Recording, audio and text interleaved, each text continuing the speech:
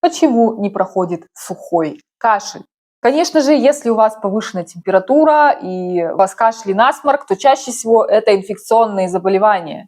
Это коклюш, паракоклюш, грипп, ОРВИ, новая коронавирусная инфекция, это микоплазменная атипичная пневмония. В общем, тут все понятно. Вы идете к врачу, слушаете легкие, сдаете при необходимости мазки на соответствующие возбудители и лечите, так сказать, свое ОРВИ или там ОРЗ.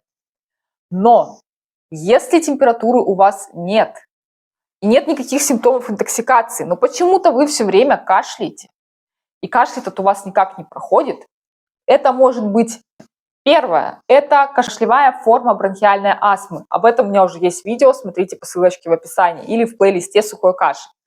Второе. Это гастроэсофагиальная рефлюксная болезнь, когда кислота из желудка выбрасывается в пищевод, а из пищевода в дыхательные пути и раздражает эти дыхательные пути. Потому что плохо работает мышечный жом, который препятствует забросу кислого содержимого желудка в пищевод. И эта кислота раздражает наши легкие. Видео про ГЭРБ у меня тоже есть, очень интересное и полезное. Смотрите в ссылочке в плейлисте «Почему не проходит сухой кашель».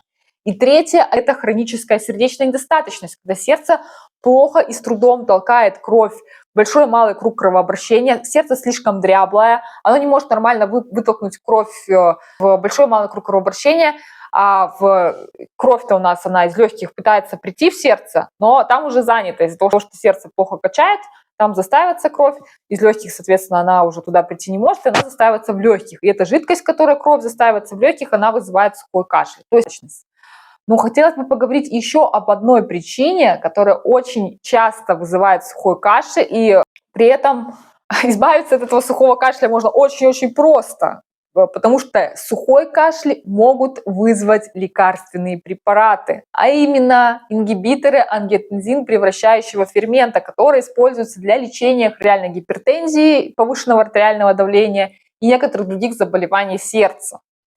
Поэтому, если вы кашляете, и ваш кашель сухой никак не проходит, и при этом вы принимаете эти препараты, а какие-то препараты, это препараты, которые заканчиваются на прил, рамиприл, лизинаприл, эналаприл, периндаприл, тогда необходимо обратиться к доктору и понять, не связан ли ваш кашель именно с приемом данных препаратов.